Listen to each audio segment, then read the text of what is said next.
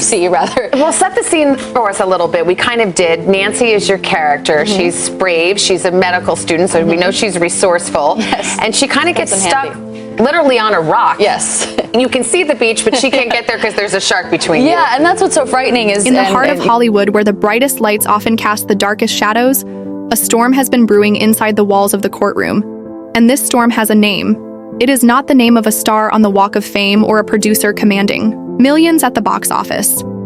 It is the name of a journalist, James Booker, a former Daily Mail reporter who once thrived on exclusives and celebrity scoops, but is now at the center of a firestorm of accusations, contradictions, and declarations that could reshape the narrative surrounding Blake, Lively, Justin Baldoni, and the team of lawyers and publicists that orbit them like planets circling a sun. This story begins with a simple truth. Journalism is supposed to be about facts, neutrality, and keeping sources protected. But James Booker violated all of that. He became part of the story. And once a journalist becomes part of the story, the fallout is never contained to just one article or one lawsuit.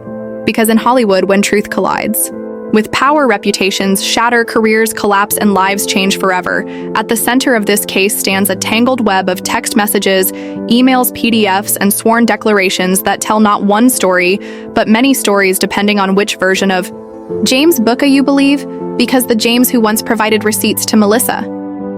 Nathan and Brian Friedman was a man convinced that Leslie Sloan Blake, Lively's longtime publicist, was running smear campaigns to protect her clients and destroy her enemies. But the James who recently filed a new declaration is a different man altogether. A man who now claims he was pressured, forced, and manipulated into signing documents that misrepresented the truth. A man who suddenly places the blame, not on Sloan, but on Friedman and Nathan, the attorneys, who he once praised as defenders of Justin Baldoni's reputation. So how did we get here?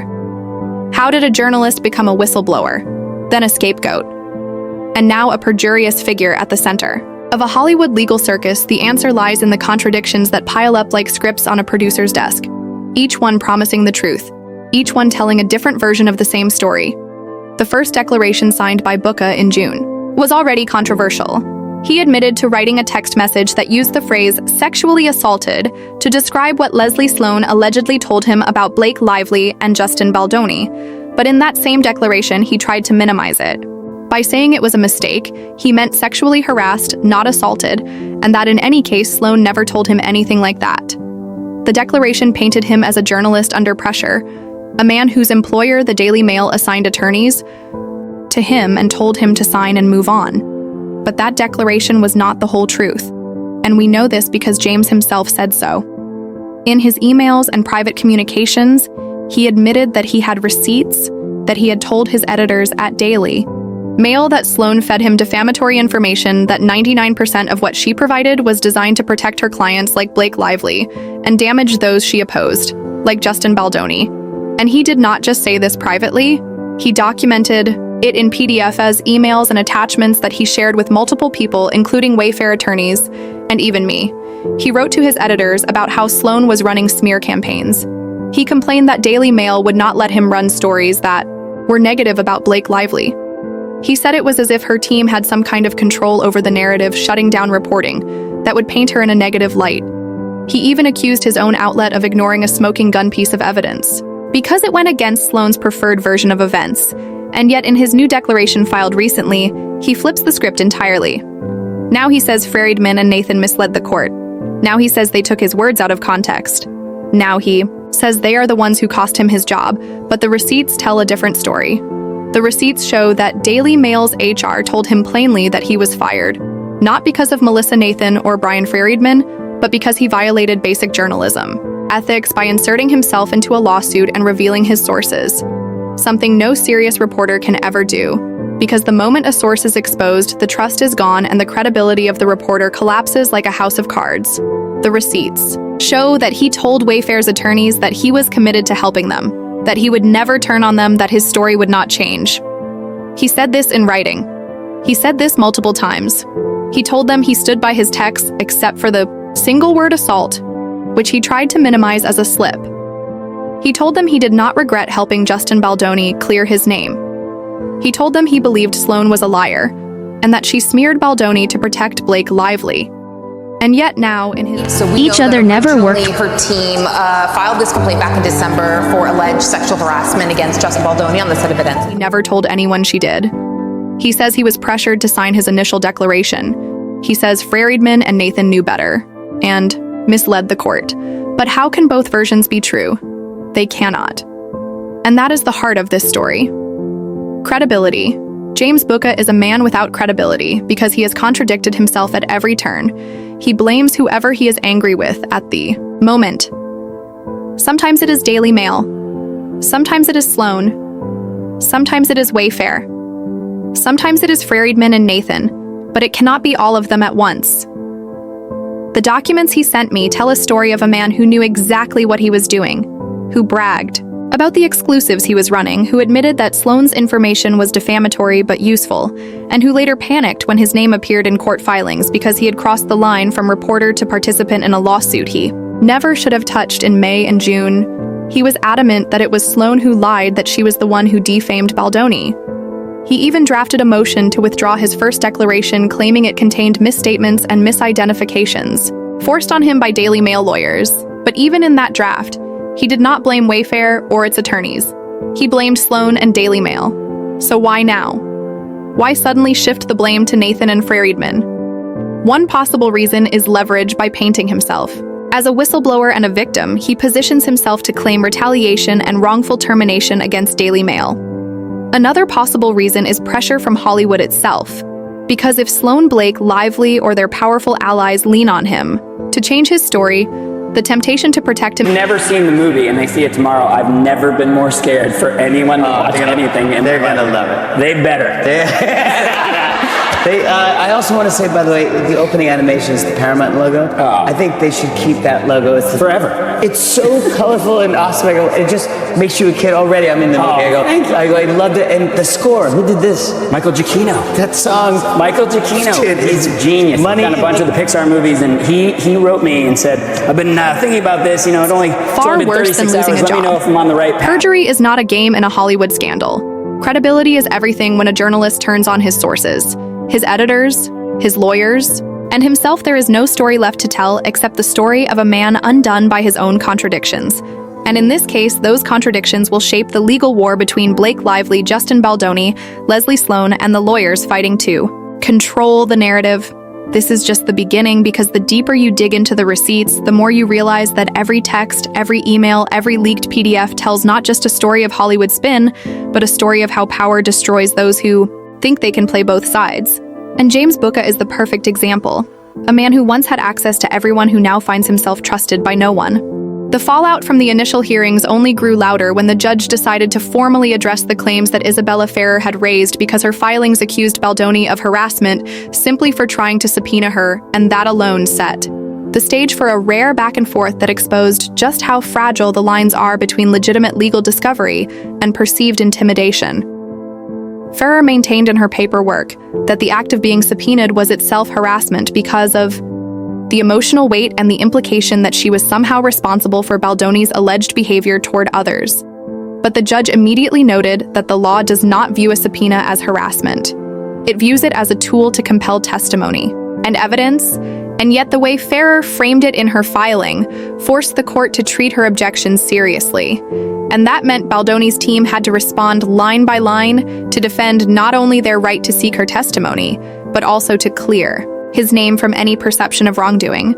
And while this was unfolding, Blake Lively's presence in the background grew harder to ignore because whispers around Hollywood suggested she was not simply a passive observer, but actively coordinating through proxies, including her longtime publicist, Leslie Sloan. And that theory was fueled further when journalists began pointing out how quickly negative press about Baldoni circulated after Ferrer's objections made headlines, almost as if a machine had been waiting to push the narrative live. And here lies the deeper intrigue, because Daily Mail suddenly became a recurring player in the drama. Their reporters claimed they had independent reasons for covering the dispute, but evidence that surfaced showed communications between Ferrer's camp and media contacts, raising questions about who was feeding which angles and whether the reporting itself was part of a pressure campaign designed to frame Baldoni as the aggressor instead of as a defendant trying to defend himself. Meanwhile, Baldoni's attorneys pushed hard to bring attention to the contradictions in Ferrer's story, because she simultaneously wanted protection from being dragged into the case while also volunteering. Statements that painted him in a bad light, a strategy that created confusion in the public mind about her actual role. Was she a bystander pulled unwillingly into a fight? Or was she a willing participant in shaping how the story was told? The legal filings leaned toward the latter, especially since emails and texts suggested coordination with others who had direct ties to Lively. And that raised the stakes because if Ferrer was indeed part of a larger media strategy, then her harassment claim could collapse under scrutiny, but that collapse would not only discredit her, it could also expose whether Lively's circle had crossed legal lines by using witnesses as pawns in a public relations war. And that possibility is what transformed an already messy subpoena battle into a scandal with potential criminal implications, because the law takes obstruction and coordinated defamation seriously, and this is why insiders began warning that if Baldoni's side could prove that Ferrer's objections were less about her feelings and more about executing a strategy designed by others, then the case could spin into sanctions, fines, or worse. And yet the human side of Ferrer's argument cannot be ignored because in Hollywood, reputations, our currency, and even the perception of being tied to a scandal can harm future opportunities. So from her perspective, the idea of being subpoenaed into a battle between two powerful Hollywood forces felt like harassment regardless of the legal definition, but the judge's role is not to weigh feelings alone, it is to enforce the law. And the law is clear: subpoenas are lawful tools unless abused with intent to intimidate. So the balance became this fine line where the court had to decide whether Baldoni's subpoena was a legitimate attempt to gather evidence or part of an orchestrated effort to unsettle Ferrer. And this tug-of-war is why the hearings have dragged on with constant new filings, constant new statements, and a steady drip of leaks to the media that keep fueling public speculation. And that speculation has been magnified because every time Ferrer filed an objection or Lively's camp whispered to reporters, new headlines would pop up the next morning, shaping the story before the court even had a chance to rule. And that cycle of filing, leaking, and reporting is exactly what Baldoni's team points to when they accuse Lively's allies of weaponizing the press. And in Hollywood, nothing is more effective than controlling the narrative. Because once the story is cemented in the public imagination, the court of law almost becomes secondary to the court of public opinion. And that is the battlefield where Lively has historically thrived. Her reputation for managing her public image is almost unmatched. And when tied to a skilled publicist like Leslie Sloan, the machine is nearly unstoppable. But this case is unique because the leaks and spin are being countered aggressively with evidence, receipts, and declarations from Baldoni's camp. And that resistance is what has kept the scandal alive, instead of allowing it to fade into background noise like so many other Hollywood disputes. And as part 2 of this drama unfolds, the key theme remains: credibility. Who is telling the truth? Who is bending the narrative for survival? And who will the judge ultimately believe? Because while Hollywood gossip thrives on perception, the court system demands proof. And the more contradictions that emerge in Ferrer's objections, the more the weight shifts against her and potentially against Lively's behind-the-scenes influence. As the filings mounted, the courtroom drama began to resemble less a legal dispute and more a stage play where every motion, every objection, and every leaked headline served as another act in an ongoing production. And the center of that performance was credibility, because the judge made it clear in open remarks that contradictions and inconsistencies would not be tolerated. And yet those very contradictions defined Isabella Ferrer's position because she wanted protection from subpoenas, while simultaneously putting forward statements that painted Baldoni in a damaging light, creating the impression that she wanted to participate without accountability. And that tension became fuel for Baldoni's attorneys, who pressed hard to expose not only her shifting claims, but also the larger machinery that appeared to support her from the outside world. Whispers spread that Blake Lively was not sitting idle, but rather working through intermediaries to coordinate media pressure, particularly through longtime publicist Leslie Sloan, who had a reputation in Hollywood for knowing exactly how to feed selective information to the press without leaving fingerprints. And the result was a flood of carefully timed stories that portrayed Ferrer as a victim and Baldoni as a bully, trying to silence her through legal maneuvers. Yet when the judge reviewed the actual subpoenas, there was nothing illegal, nothing unusual about them. They were standard discovery requests, and that fact became a powerful counterpoint, because if the subpoenas themselves were routine, then the argument of harassment hinged entirely on emotional perception. And perception is malleable, especially when headlines blur the line between fact and spin. The danger for Ferrer was that once the emotion was stripped away, only the paperwork remained, and that paperwork told a very different story. It suggested coordination with outsiders, communication patterns that hinted at strategy, not fear, and involvement with media outlets that mirrored Lively's historical playbook of shaping narratives in her favor.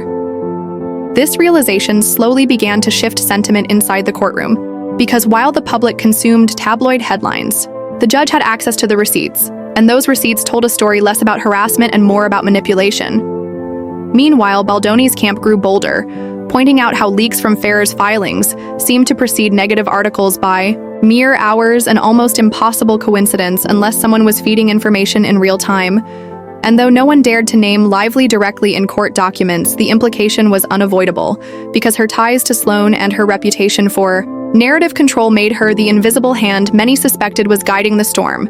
And that invisible hand is what transformed a narrow dispute into a looming scandal with legal implications, because if it could be shown that witnesses were coordinating with a party not directly named in the case and doing so to sway media coverage, then questions of obstruction, tampering, and ethical breaches would land squarely on the table, and in Hollywood, where reputations can vanish overnight.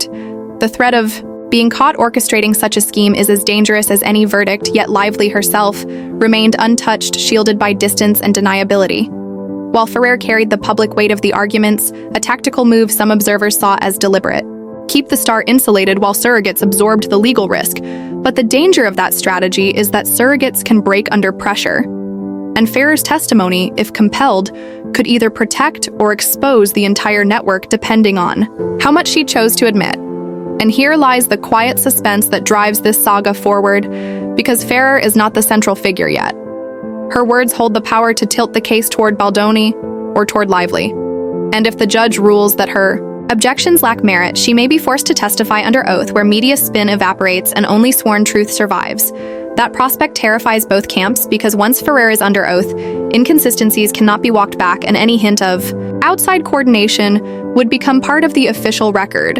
A record that could be used not just in civil proceedings, but potentially in criminal inquiries, should prosecutors decide that obstruction or defamation entered the mix. So the stakes climb higher with each passing week, and Hollywood insiders whisper that this is why every leak, every story, and every filing is being treated like a battlefield maneuver. The war is no longer about Justin Baldoni's reputation or Blake Lively's influence alone. It is about the architecture of power in Hollywood, who controls the narrative, who bends the rules, and who risks crossing lines in pursuit of victory.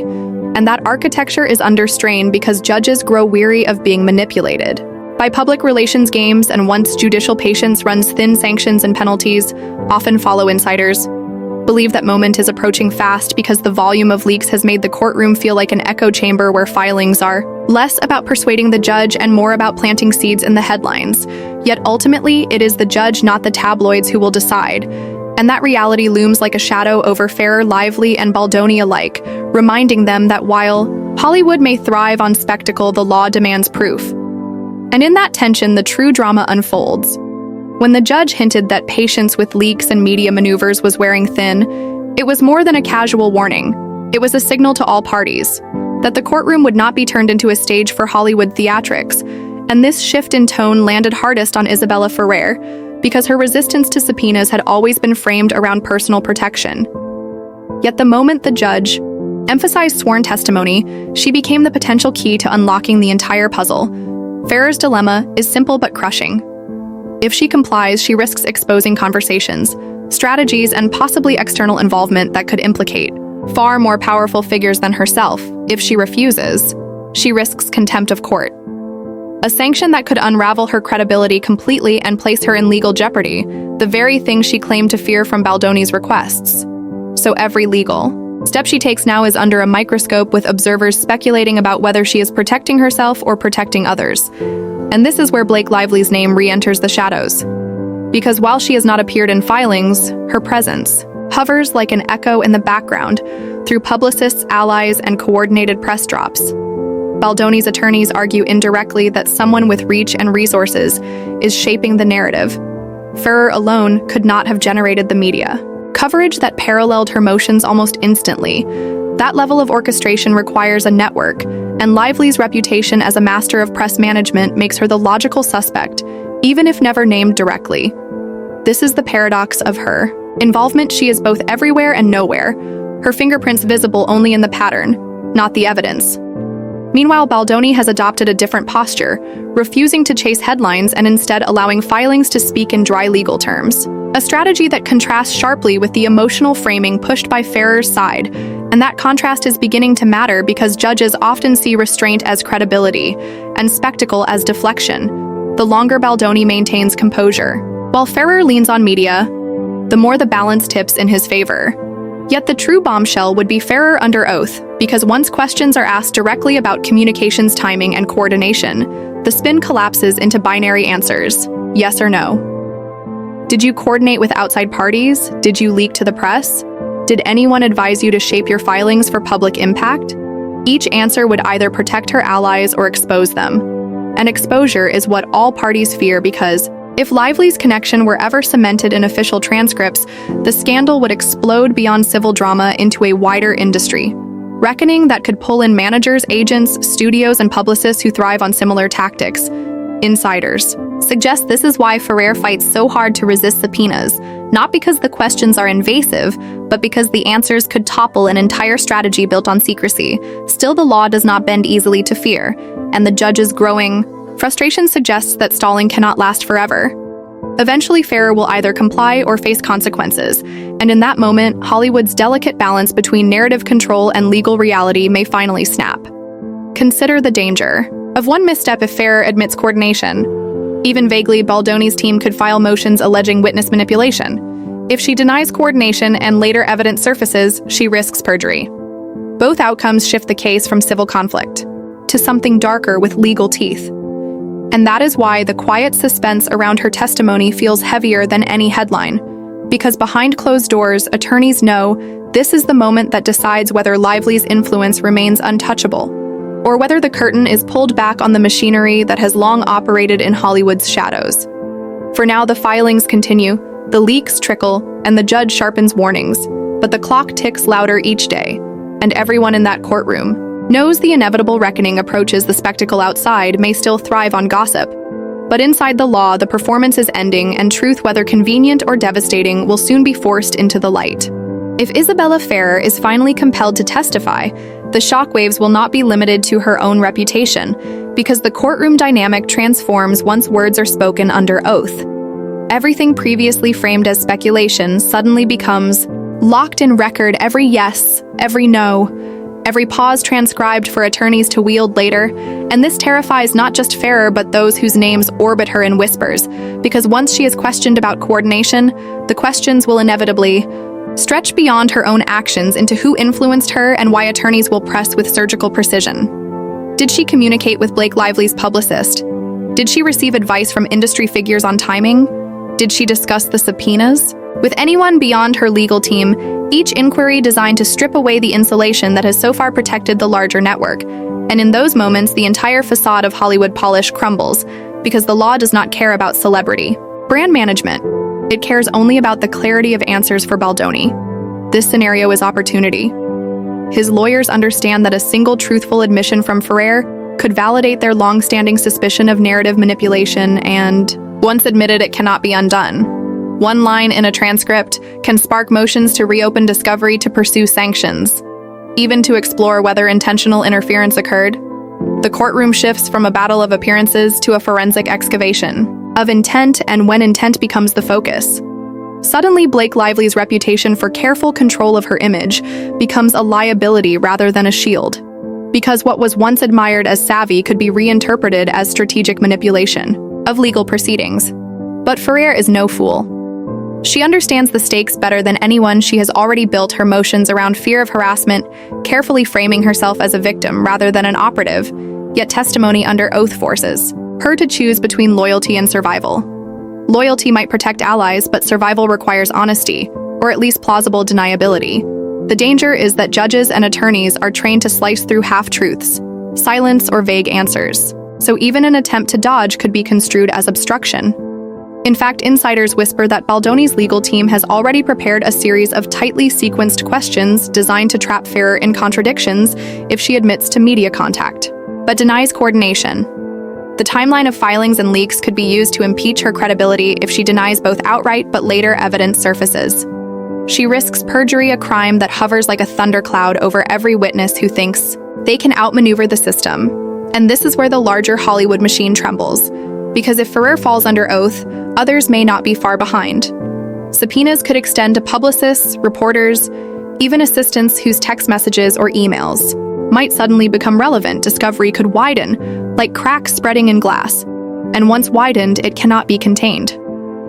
One journalist receiving a tip-off, one strategist shaping narrative, one celebrity silently encouraging coverage, all could be pulled into the web, and the question shifts from whether Lively is connected to whether the entire ecosystem of celebrity media has been bending legal processes for advantage.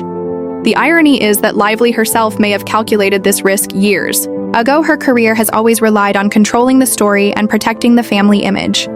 Yet legal systems move differently than entertainment media, where perception is everything in law. Perception matters less than provable fact, and if Ferrer or anyone else admits coordination, that line between spin and obstruction begins to blur dangerously. So much so that some insiders predict Lively's own camp may quietly be urging Ferrer to settle or find compromise rather than risk open testimony. Because once words leave her mouth, no PR machine can rewind the record. The drama then is not just about one subpoena or one reluctant witness. It is about the collision of two forces: Hollywood's obsession with narrative control and the courtroom's demand for truth. When those collide, something always breaks. And history shows it is rarely the legal system that yields Ferrer's testimony. Therefore, is not just about her. It is about exposing whether celebrity influence can truly extend into the sanctity of courtrooms. If she resists, she risks contempt. If she complies, she risks burning allies. And if she lies, she risks perjury.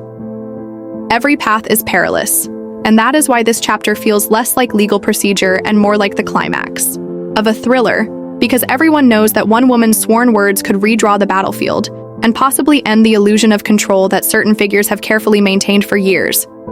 So the stage is set, the pressure mounts, and the silence from Lively's side grows louder with each filing. Absence speaks volumes. Here, the woman whose brand is control has said nothing at all, letting others carry the fight, yet silence cannot protect forever, because when the judge decides testimony is unavoidable, no amount of crafted messaging will prevent truth from surfacing. And when it does, the ripples could shatter not just reputations, but the very strategies that built them. This video covers legal allegations in a news context. All claims are from official filings and no guilt is implied until proven in court. Please keep all discussions respectful. Allegations are not facts until proven in court.